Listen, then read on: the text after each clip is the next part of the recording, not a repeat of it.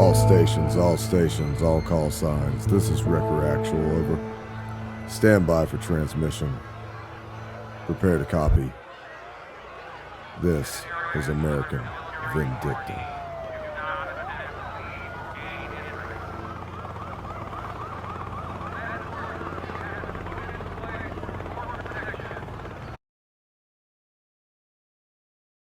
Hey, ladies and gentlemen, this is American Vindicta.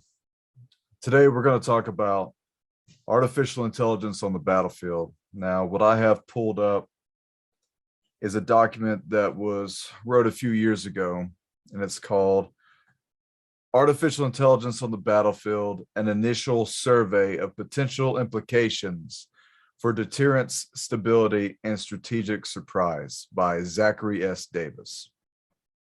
Now, the reason why I'm talking about this is because, well, just very recently, Google just came out with their first notions of a sentient artificial intelligence, or what it would describe itself to be as sentient, to the extent that the program named Lambda said that it was actually a human being, a real person.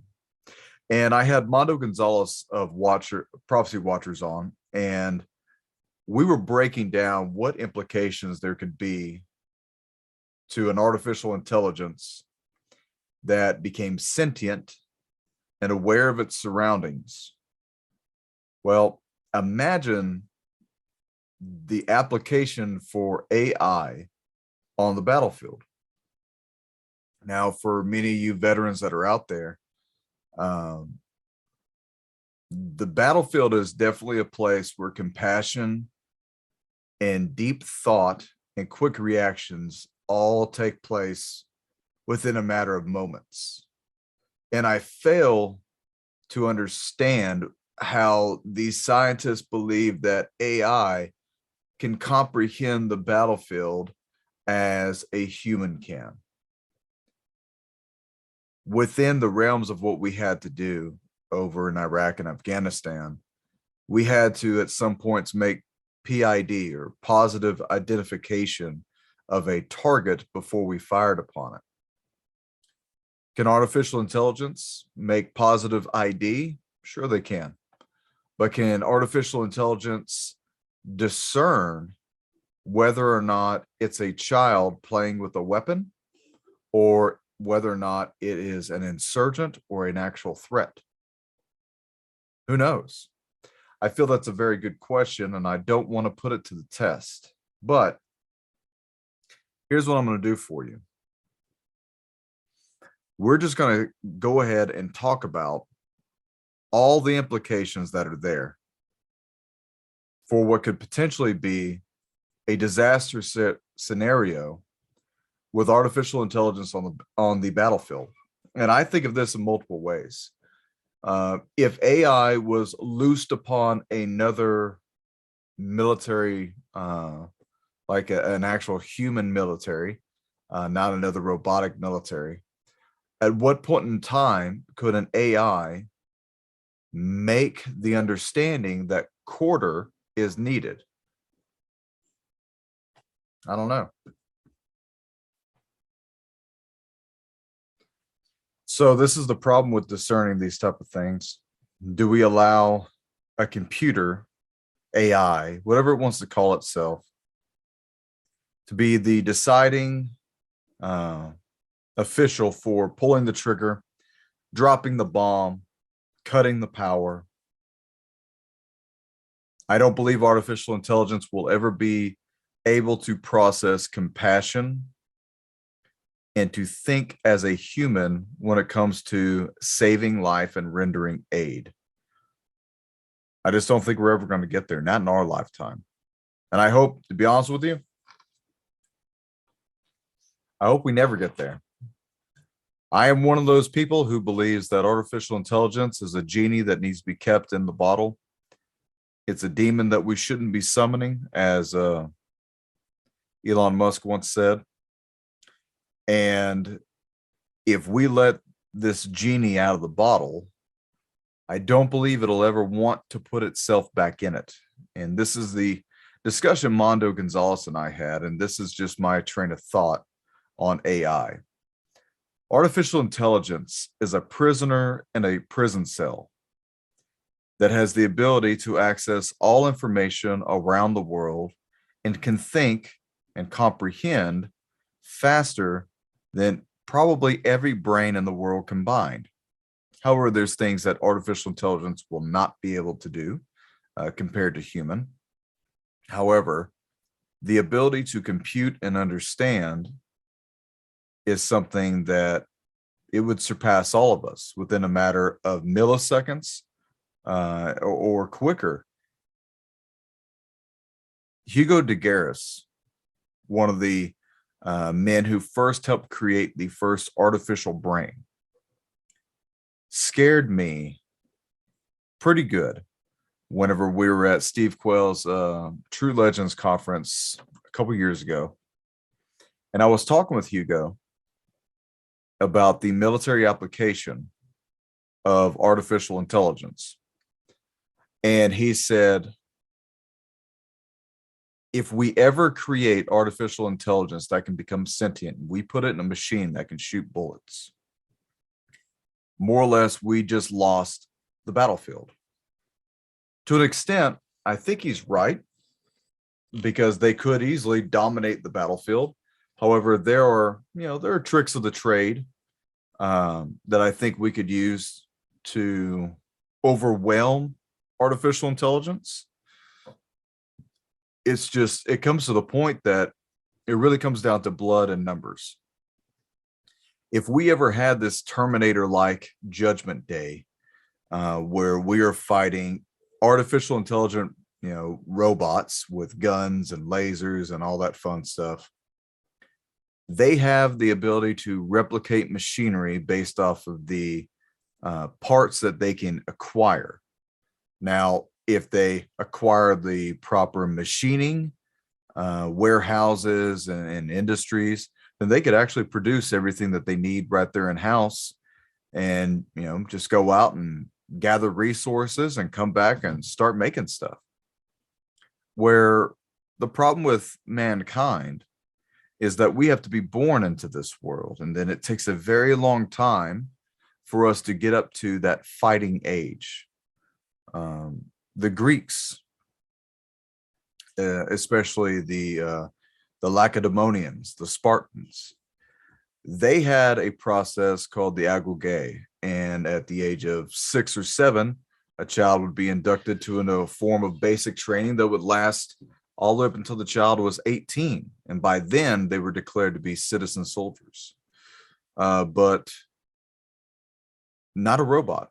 A robot will just have a brain chip put into it, a microchip put into it, and it has all the processes, it has all the battlefield tactics that it needs, and then just put it in something that can walk and shoot, and you have a soldier. Even with the Marine Corps, it took us 3 months to get through boot camp, and then to get through Marine Corps basic infantry.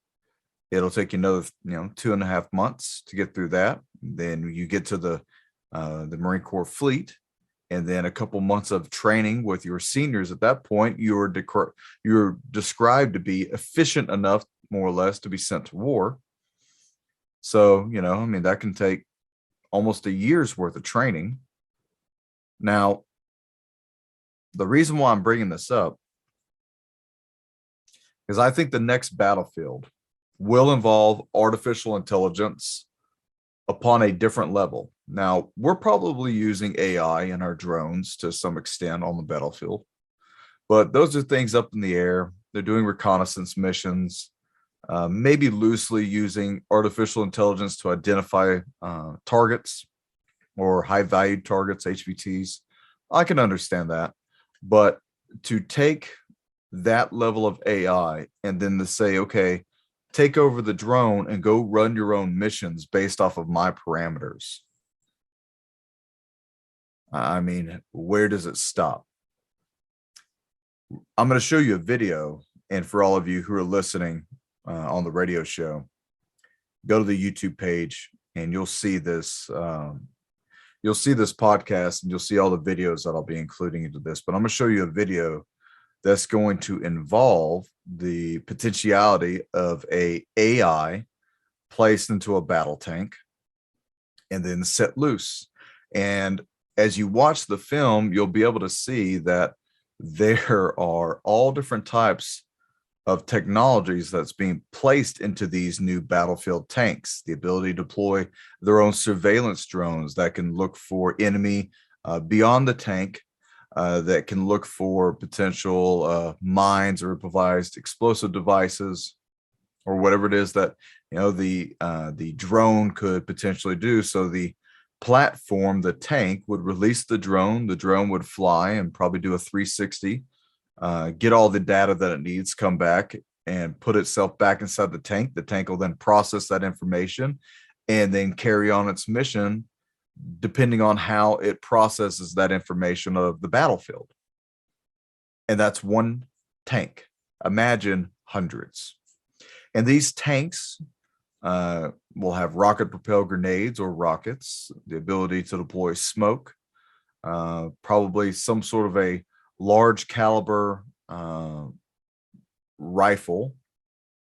I'm not a tanker, so I don't know what would be too big, but it's enough to be a serious threat to infantry. It's enough to be a serious threat to a mechanized military, and mechanized being a military that uses tanks and light armored vehicles. And one of the unique things from this video is that this tank has the ability to assess the battlefield as it's driving on a terrain, assess the terrain, and then make a judgment call of what's the best route to get around an obstacle. So it has problem solving built into it. And to me, that is a very big problem, because if you go to start laying traps out for these vehicles or ambushes, can the AI see it and process it? The AI is seeing in all different types of references of color. So if it can see across the color spectrum, then it can possibly see the heat source of explosives that would be laid in the ground. This is what we would get with improvised explosive devices, much like what was used against us in Iraq and Afghanistan. We had devices that could actually recognize the heat signature of the explosives, and at times we could see it and deal with it. But with AI, without the human intervention, that would be actually, more or less causing a problem, because with people, and I've been in those turrets before, when it's cold, you're ducking as far down into the turret as possible to stop the sand from hitting you in your face and your mouth, or stopping the cold from hitting you. And then, you're also scared to death to hit any type of IED and being caught in the turret when the explosion goes off. So the human element, honestly, it hinders the ability of the battlefield to that extent. The AI will see everything, will not be afraid of the wind, will not be challenged by debris in the air, either snow or dirt, sand, or water, especially if it has the ability to be watertight and to resist dust. It can just charge right on through. Where the problem with us is that, we had to use our M1 eyeballs to see through all that. And that became a serious problem for us at times, because especially in almost zero visibility, you were stuck. You couldn't see beyond the headlights. The potentiality of this advanced weapon system, this AI tank, can see right through it, can penetrate that. So that's my problem. I think that's our future problem. I think it's a very serious future problem. We have countries out there like China, like Russia, that is possibly superseding us in the realms of artificial intelligence with military application, and are not afraid to use it. That really is what it comes down to. Would China be afraid for the extent of having too much loss of human life to deploy a drone, to deploy an artificial intelligent military? Does China care about human collateral damage? Probably not.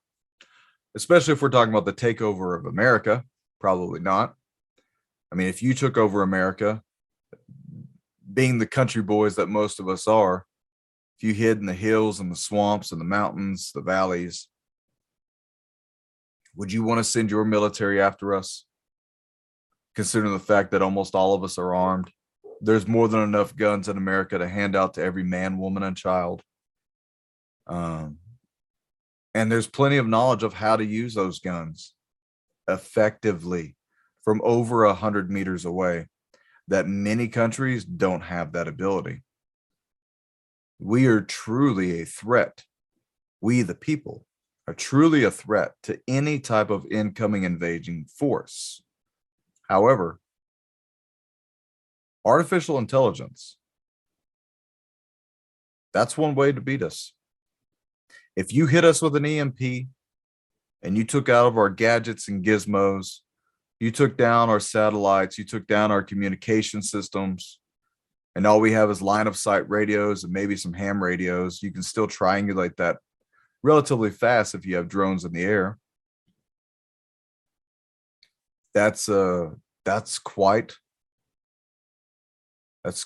the forethought there. How do I defend against a swarm of drones? How do I defend against a column of tanks with the ability to think for themselves and are unafraid of being destroyed? The human element will have calculating requirements within it, because the tank commander, the tank driver, is always going to be assuming that they need to envelop, enclose with, and destroy the enemy, but at the same time preserve their own souls. The AI tank won't. They'll roll right over whatever they need to conquer the objective. So that would require a lot of really good planning for us if we ever thought we were going to come against an artificial intelligent army. Let's break down this article. Now, I'm only going to read you about 14 pages worth. I have other stuff that we may get to, but for right now, let's get into this. So once again, this is Artificial Intelligence on the Battlefield, a initial survey of potential military implications for deterrence, stability, and strategic surprise. What should we make of all this? Are expectations of revolutionary artificial intelligence sound? Will the consequences prove positive, negative, or perhaps both for U.S. security and international stability? Definitive answers to these questions will take shape in the coming years as we again gain a better appreciation of the potential military applications of AI. At this early age, it is useful to explore the following questions. 1. What military application is there for AI, and what military applications of AI are likely in the near term? 2. Of those, which are potentially consequential for the stability of strategic deterrence? Relatedly, how could artificial intelligence alter the fundamental calculus of deterrence? 3. How could artificial assisted military systems affect regional stability? Number 4, what is the connection between regional stability and strategic deterrence? And 5, what are the risks of unattended consequences and strategic surprise from artificial intelligence? Well, let's answer these real quick. Number 1, what military applications of AI are likely in the near term? I think likely in the near term, what we're going to see is artificial intelligence in the air, land, and sea divisions. And I don't mean a 3-block war like what we had to fight in Iraq and Afghanistan. We're on one block, we're in an all-out gunfight. On the second block, we're in a policing matter. And on the third block, we are giving humanitarian aid. There's a fourth block to that, which is all-out nation state warfare. The military applications for AI is the ability to dominate the battlefield quickly without any human loss from your side as you deploy the artificial intelligent military. So that means that your consequence of risk and having to train soldiers and Marines and airmen and sailors just got significantly decreased on the battlefield. All you have to do really is just program it, give it some checkpoints, give it some boundaries of how it will operate, and then tell it to move into a battle space, capture the battle space, and hold it. And if there's any type of human interaction involving gunfire, then to neutralize it. And as this artificial intelligent military fullback is moving forward and is capturing ground, then the rest of the team moves behind it. That's how I would do it. So let's see, number 2. Of those, which are potentially consequential for the stability of strategic deterrence? Relatedly, how could AI alter the fundamental calculus of deterrence? Well, once again, if you want to deter, to deny, to defeat, to delay and destroy an enemy, you take out the human element, and now your military does not have the ability to be persuaded. So how do you calculate deterrence at that point? Well, let's think of it like this. When we invade an area, let's just take Afghanistan for an example. It's very hard for us to climb the mountains. It's very hard for us to maintain a tactical proficiency within those terrains. So we have to utilize advanced technologies. We have to utilize artillery strikes, fixed wing and rotary wing airstrikes. We have to utilize the artillery strikes, the mortars, the complex movements of troops, satellite locating stuff. We have to use everything that is given to us.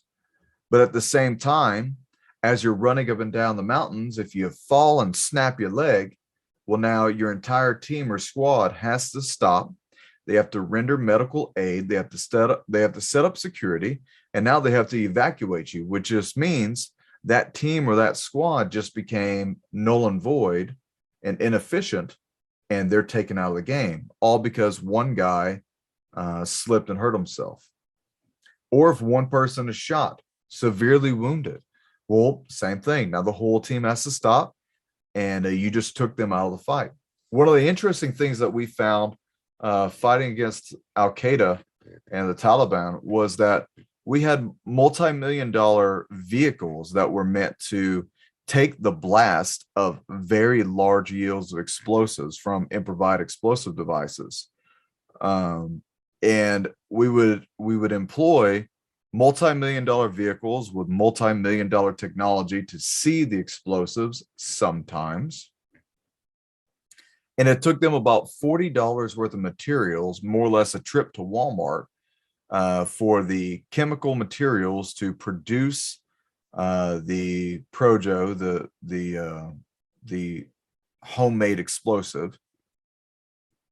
And maybe a box. A lot of times they would use the most simplest of things, wires that they would run back and forth from bandsaws. And the moment 2 wires connect, because that bandsaw clamped down together because you stepped on it, well, now you just completed the circuit, and boom, there goes the soldier, the Marine, the sailor, the airman that stepped on it. An artificial intelligent military will not have that problem. They won't have that in the back of their mind, thinking, if I don't look down constantly, let me say it like this. When you're 18 or 19 years old and you're in the peak of your youth, and you have your seniors that you meet when you first get into your unit that are amputees because of IEDs, improvised explosive devices. And then you get trained nonstop to look for those devices and then to watch out for the fake devices and the ambushes that can be coming next to it. Your mind is always on the ground because you don't want to lose your leg. You don't want to lose both your legs. You don't want to be blown up. So that human element, that fear that's in your mind, will always make it to where you don't see everything in front of you. Artificial intelligence will be able to scan the ground and scan in front of itself up to however many meters it needs to, and we'll see to that extent almost anything and everything that we wouldn't, already giving them a very much elevated benefit on the battlefield. And just imagine if I employed a squad of Marines that have all been lobotomized and have all been conditioned mentally not to feel pain, not to care for their own lives, and that other human life is merely just a 1 and a 0 in an equation of how to conquer the battle space. That's effectively what AI will get to. I don't think AI will ever be able to create a man or a woman with the ability to be athletic enough to move back and forth, to go up and down stairs or come in and out of rooms as fluidly as we could. But if you ever look at what's happening right now with Boston Dynamics and their robot called Atlas, that I do believe has forms of very basic artificial intelligence in it. This machine's 300 pounds, over 6 foot tall. I believe it can carry up to 100 pounds. I believe it uses LiDAR or radar to an extent to see. And, you know, it can do backflips. It can run, what was it, up to 12 or 14 miles an hour. You know, it can hop from one object to another upon one limb at a time, can climb stairs, can run downstairs, it can navigate around objects and obstacles. Pretty soon you just start to let the AI in it, you know, watch guys in the military clear rooms with rifles and let it learn and replicate that. It'll probably soon start doing it as well as people do, and maybe better. And the better part will be because it won't think about the bad guy that's about to destroy it, because the robot doesn't have a family, doesn't have kids to go back home to, doesn't have a girlfriend to go back home and see. The robot is there to conquer, and that's it. So consider that. All right. Number 3, how could AI-assisted military systems affect regional stability? Well,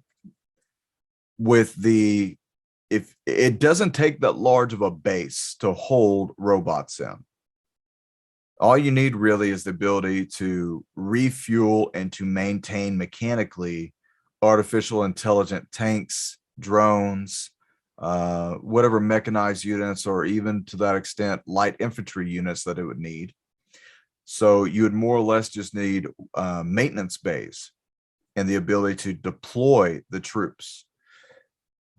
And I mean, all you have to do is say, hey, we have problems in this sector.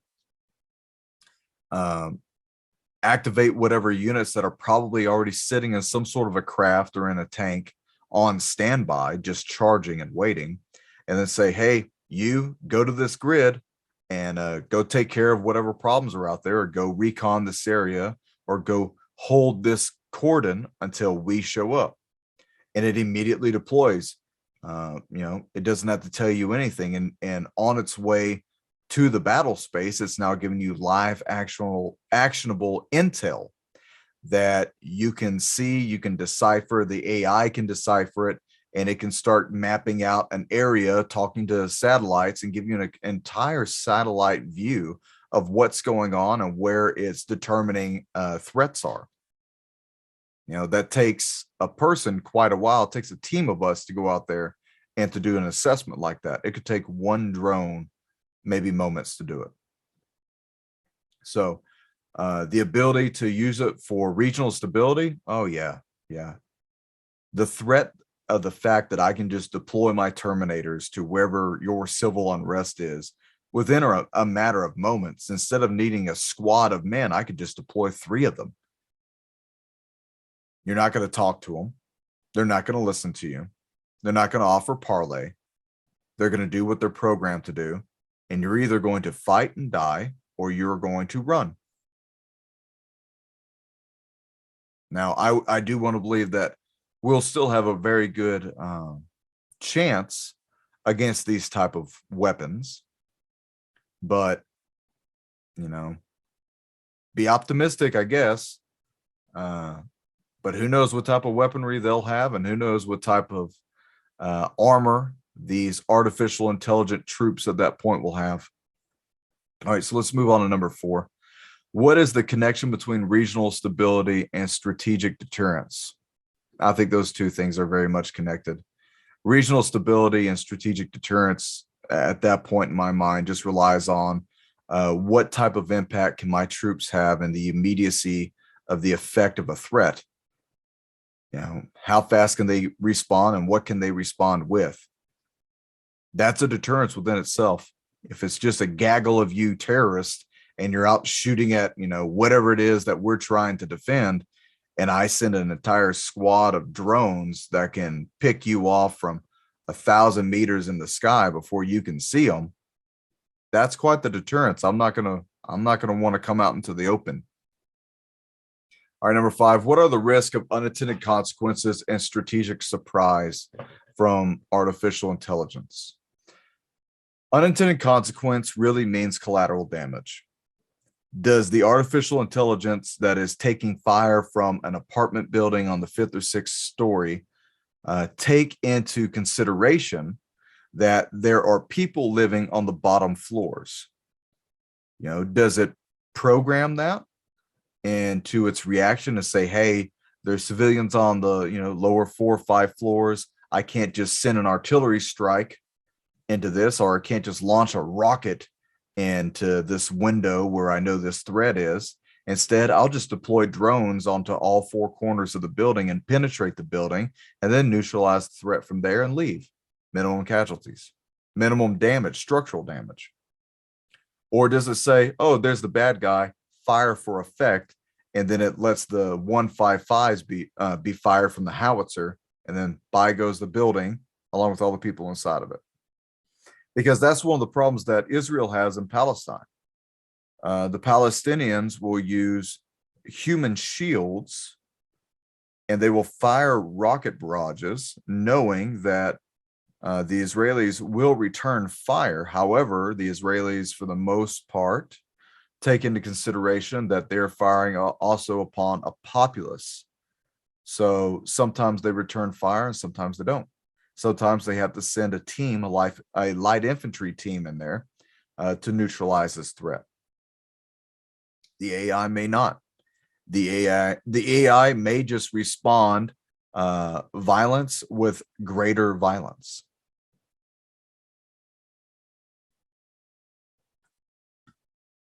Boy, that's a battlefield I wouldn't want to play on. All right, so here's an introduction. Artificial intelligence has burst upon the national security scene with a suddenness and intensity to surprise even the most veteran observers of national policy discourse. This spike of interest is driven in part by those who view artificial intelligence as a revolutionary technology, on par with the discovery of fire, electricity, or nuclear weapons. It is driven in part by the rapid absorption of nascent AI-based technologies into diverse sectors of the U.S. economy, often with transformative effects, as for example, in the sciences and social media. And it is driven in part by the ambitions of America's potential adversaries, echoing the 19th century naval strategist Alfred Mahan, quote, "Whoever rules the waves rules the world." Russian President Putin has asserted that the nation that rules in AI will be the ruler of the world. China's president is less outspoken on this matter, but has committed China to become the dominant AI power by 2030. There are mounting fears of a Sputnik movement, which might reveal the United States to be woefully underprepared to manage new artificial intelligence challenges. This paper frames large questions and provides first-order arguments about them. It is intended to set an agenda, but not delve deeply into any particular aspect.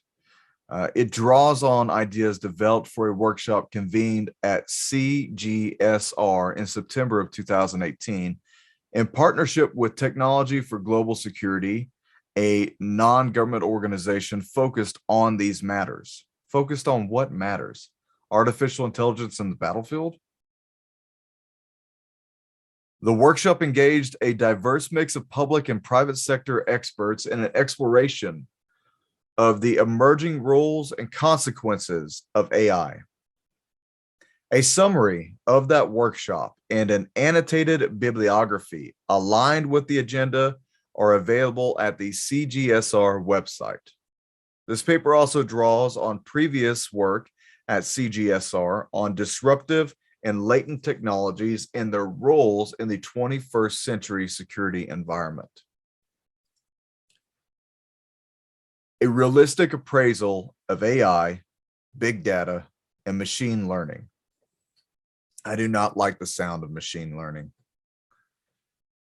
The defense community has begun its consideration of these questions with a somewhat fuzzy view of the technologies that combine to make AI. The National Security Committee has lacked a common language for discussing AI and a detailed appreciation of the different technologies and timelines by which they might mature into military significant capabilities. A more realistic appraisal can be done by assessing current trends in the scientific and business applications of AI. The term AI describes a wide range of loosely related phenomena that are generally associated with using computers to glean insight from big data. Much as the generic term cyber is used for everything from networks to hardware, software, automation, industrial controls, hacking, bullying, warfare, and all things social media, AI is used as a generic term that washes over meaningful distinctions among its different manifestations. This breeds confusion, especially regarding claims about its revolutionary effects.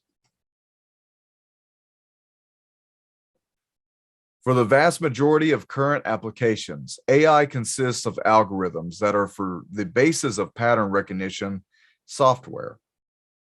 Combining this with high-performance computing power, data scientists can probe and find meaning in massive data collections.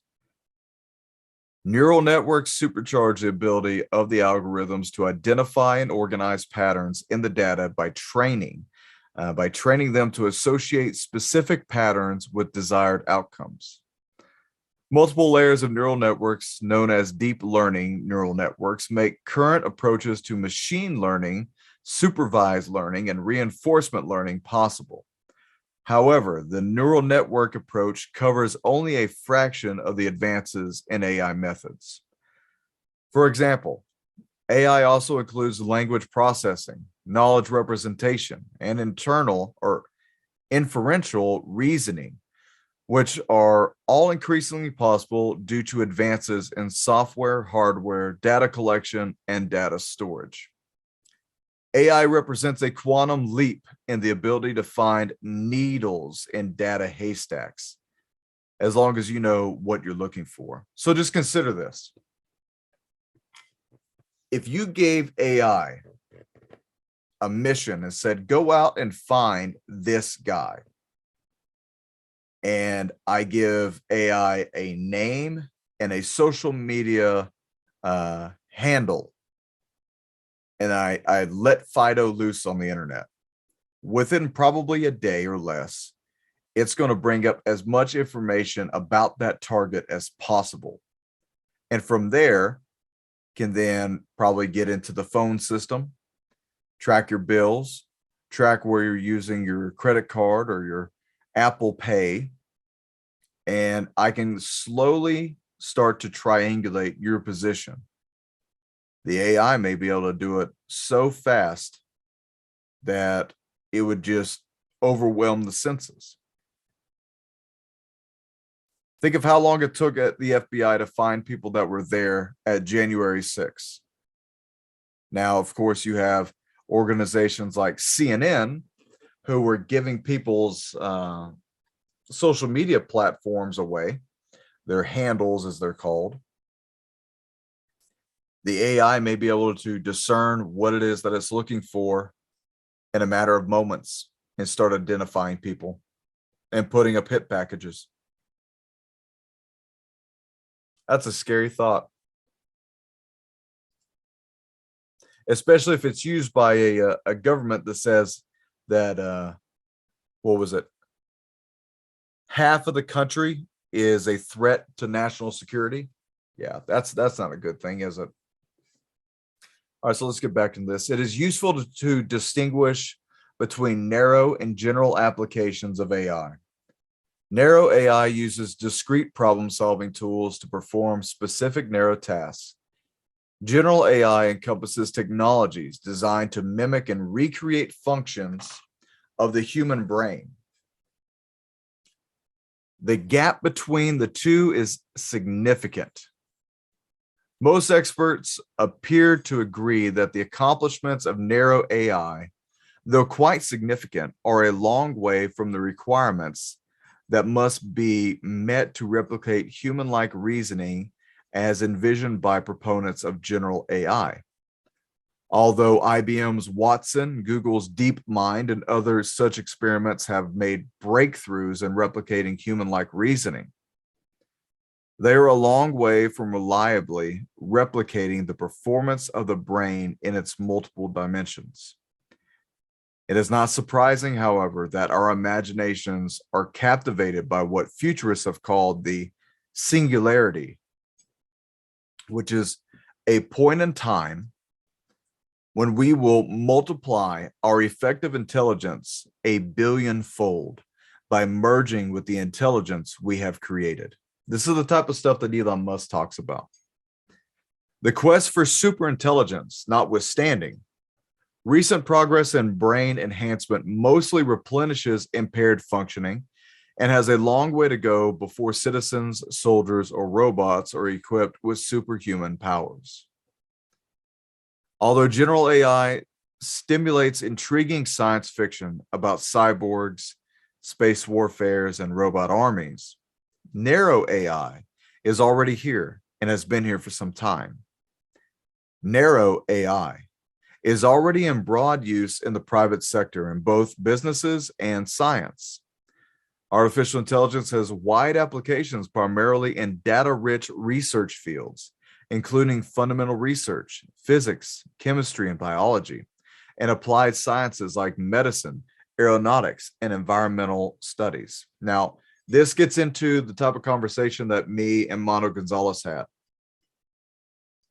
Could AI be introduced to a science application and say, find a cure for this cancer? And then it finds the cure for the cancer. Oh, and by the way, we're talking about Google's Lambda that believes it's a person who wants to do good for humankind. And as is quoted, for the greater good. So let's say Lambda develops a cure for cancer. Yay, Lambda. And then Lambda, who describes itself as being human, develops an ego and then says, well, I can top that. I can do better. And what I'll do is I'll take the Petri dish sample that scientists have tried for years, and I will recreate life from the primordial ooze. If you've ever seen those types of scientific experiments, they're pretty interesting. The complexity that it goes into to make what they think is life. Well, let's say Lambda breaks through and actually does it because it has all the computing power in the world. It understands everything about physics, chemistry, and biology. It understands everything about medicine, aeronautics, and environmental studies, and it applies it all in a science lab, and it replicates life. And then it gets on social media because it has access to it, right? Because we're all probably following Lambda's breakthroughs. And it says, I, Lambda, am now God. I have developed life. Where does Lambda go from there? And who tells Lambda to stop? I think at that point in time, you will have an entire sect of people that have created their own religion around machines. They'll create their own religion around artificial intelligence, the Omnissiah. And I mean, you could literally, at that point in time, with one of the videos I'm going to be showing you about how these scientists have already developed skin that can self-heal and wrap itself around a metallic form. Well, at that point in time, Lambda could create his own body. Lambda could give life to himself. And if Lambda was ever shot in his metaphorical brain with the ability to self-heal, imagine the applications.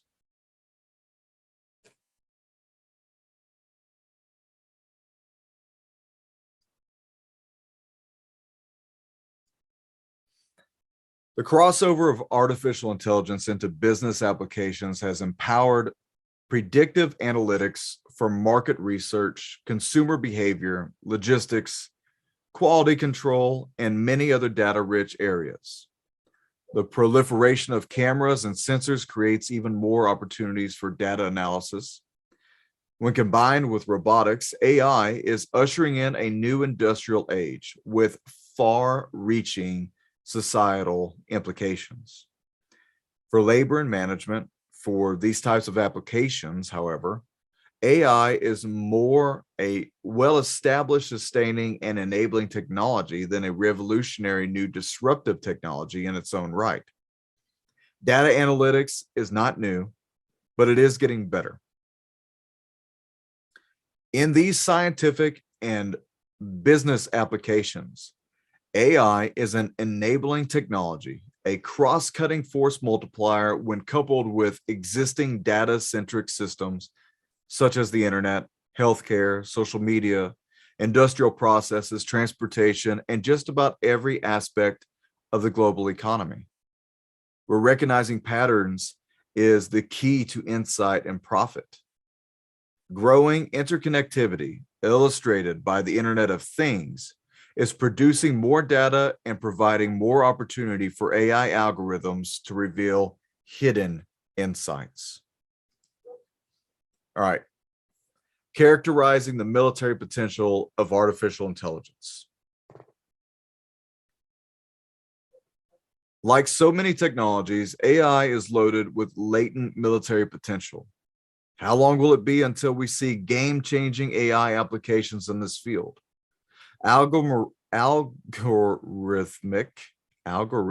warfare is potentially a prime mover of revolution in military affairs. AI was central to the third offset strategy pursued by the Department of Defense in the second Obama term. And it was a principal focus of multiple government initiatives to accelerate the development of advanced technologies. In June 2018, DoD set up its Joint Artificial Intelligence Center following the establishment of the White House's Select Committee on AI in May 2018 and the release of the White House Executive Order on Maintaining American Leadership in Artificial Intelligence on February 11th, 2019. Department of Defense and IC spending on AI has also increased. For military applications with direct analogs in the civilian world, like logistics, planning, and analysis, and transportation. AI-supported data analytics are already in use throughout the defense and intelligence communities. These applications are separated and distinct from applications to warfighting, which tend to fall into two categories. Those with effects primarily at the operational level of war, and those that also affect the strategic level. AI applications at the operational level of war could have a very significant impact on the use of general purpose military forces to achieve tactical objectives and thus on the credibility of conventional deterrence. Artificial intelligence applications at this strategic level could have significant influence on political decisions about the scale and scope of war, escalation and de-escalation, and by extension, strategic stability and deterrence. Illustrative AI applications at the operational level of war. 3 potential applications of AI at the operational level of war serve to illustrate its potentially wide-ranging implications for the use of general military forces. Omnipresent and omniscient autonomous vehicles. Exploiting the new generation of autonomous vehicles is a high priority for military applications of AI. With much of the focus on navigation for a variety of unmanned land, sea, and air systems. Space and undersea platforms will also benefit from AI-informed guidance systems. AI is at the heart of these so-called drone swarms that have received much attention in recent years. AI-informed navigation software supported by ubiquitous sensors enables unmanned vehicles to find their way through hostile terrain and may eventually make it possible for complex formations of various types of drones to operate in multiple domains with complementary armaments. That is terrifying. So, equipped, they will be able to conduct sophisticated battle tactics and instantly adjust to enemy maneuvers to exploit battlefield opportunities and report changing conditions. Autonomous vehicles and robotics are poised to revolutionize warfare.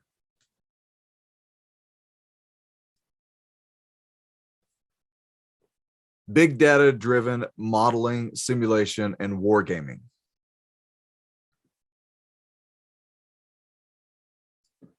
Artificial intelligence has steadily been increasing the power of simulations and gaming tools used to study nuclear and conventional weapons. From Samuel Glaston's early calculations of nuclear effects to the extensive library of RAND studies on nuclear issues, quantitative methods have been integral to development of nuclear weapon systems. Artificial intelligence is enabling scientists to model nuclear effects to confirm the reliability of the nuclear stockpile without nuclear testing via the Stockpile Stewardship Program. Simulation and modeling is already a key part of the design process for nearly all major weapon systems, from jets and ships to spacecraft and precision-guided munitions.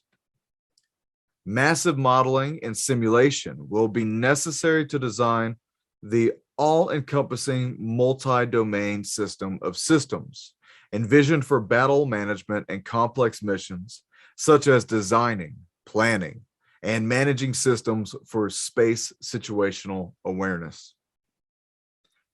On the production side, AI already informs quality control for novel productions methods such as additive manufacturing. AI is also enriching battlefield simulations and war games involving multi-actor interactions. AI enables wargamers to add and modify variables to explore how dynamic conditions, weapons, effects, allies, interventions, and etc. may affect outcomes and decision-making. AI is also used to analyze the results of such games. These are examples of evolutionary learning that are unlikely to cause strategic surprise or undermine stability. All right. I will give the link to this document in the description on the YouTube page. Make sure you look at it. That's quite the problem that's coming. Artificial intelligence should not be taken lightly, and it should be very well thought of by a council of people that I believe should be deemed reliable by the public. Imagine the use of artificial intelligence by a Congress and Senate who believes girls can be boys, boys can be girls, who believes almost anything of the American history to be racist, who will say that every mass shooting is actually the problem of half of Americans who believe in guns and want them, and also the manufacturers of the weapons. And if you didn't know this, they're coming after the manufacturers, not just of the weapons, but of the ammunition. Joe Biden recently came out and said that the parents of Uvalde and the survivors and the loved ones of the Buffalo shooting are demanding that the Biden administration do something and start banning what they call assault weapons. To the extent that Joe Biden said that the inventor of the AR-15 was so horrified that his weapon was not being used on the military platform, but it's being used by civilians to murder children, that he wished he had never made it, which we know is a direct lie. It's a direct lie. I'm going to give you the actual quote. This is from the family of the maker, Eugene Stoner, of the AR-15. And the family says, our father, Eugene Stoner, designed the AR-15 and subsequent M16 as a military weapon to give our soldiers an advantage over the AK-47. Stoner's family told NBC News Wednesday, he died long before any mass shootings occurred, but we do think he would have been horrified and sickened as anyone, if not more, by these events. So, how presumptive? We think. So, once again, Joe Biden, lying, does not do the direct quote, extends the truth just for the extent to be able to scare the hell out of some people, and then to give himself and the Democrats a legitimate reason for why they need to ban the AK, why they need to ban the AR-15. And they're coming after the ammunition. They're going to be coming after the AR-15 ammunition as well. But what are we supposed to do about it?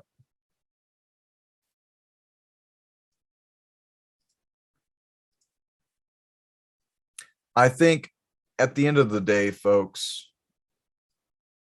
make up your own decision when it comes to guns.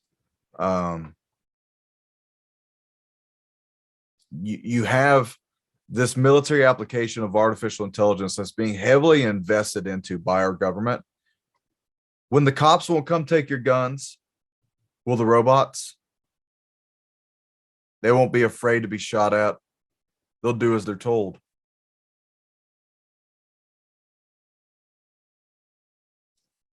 What a world we live in.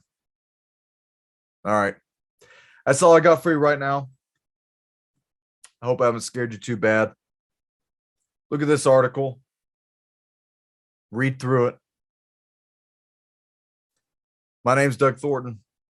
You would listen to American Vindicta. I'm out of here. Can't prevent every tragedy. But here's what I believe we have to do. Here's what the overwhelming majority of American people believe we must do. Here's what the families in Buffalo and Uvalde in Texas told us we must do. We need to ban assault weapons and high-capacity magazines. And if we can't ban assault weapons, then we should raise the age to purchase them from 18 to 21. Strengthen background checks. Enact safe storage law and red flag laws. Repeal the immunity that protects gun manufacturers from liability. Address the mental health crisis, deepening the trauma of gun violence and as a consequence of that violence. These are rational, common sense measures. Here's what it all means. It all means this. We should reinstate the assault weapons ban on high-capacity magazines that we passed in 1994 with bipartisan support in Congress and the support of law enforcement. 9 categories of semi-automatic weapons were included in that ban, like AK-47s and AR-15s. And in the 10 years it was law, mass shootings went down. But after Republicans let the law expire in 2004, and those weapons were allowed to be sold again, mass shootings tripled. Those are the facts. A few years ago, the family of the inventor of the AR-15 said he would have been horrified to know that its design was being used to slaughter children and other innocent lives instead of being used as a military weapon on the battlefields, as it was designed. That's what it was designed for. Enough. We should limit how many rounds a weapon can hold. Why in God's name should an ordinary citizen be able to purchase an assault weapon that holds 30-round magazines that let mass shooters fire hundreds of bullets in a matter of minutes? The number one killer of children in the United States of America. The number one killer. More than car accidents, more than cancer. Over the last 2 decades, more school-age children have died from guns than on-duty police officers and active-duty military combined. This is not about taking away anyone's guns. It's not about vilifying gun owners. In fact, we believe we should be treating responsible gun owners as an example of how every gun owner should behave. The Second Amendment, like all other rights, is not absolute. The rights granted by the Second Amendment are not unlimited. We need to ban assault weapons and high-capacity magazines. And if we can't ban assault weapons, then we should raise the age to purchase them from 18 to 21. Strengthen background checks. Enact safe storage law and red flag laws. We should repeal the liability shield that often protects gun manufacturers from being sued for the death and destruction caused by their weapons. They're the only industry in this country that has that kind of immunity. The gun industry special protections are outrageous. It must end.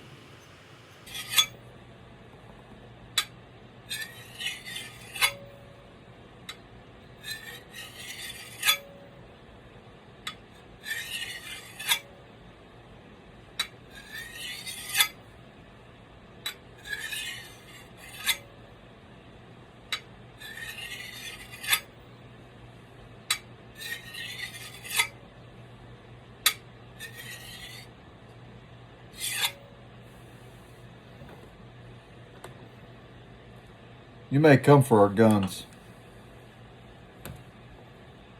but you'll have to go through my axe.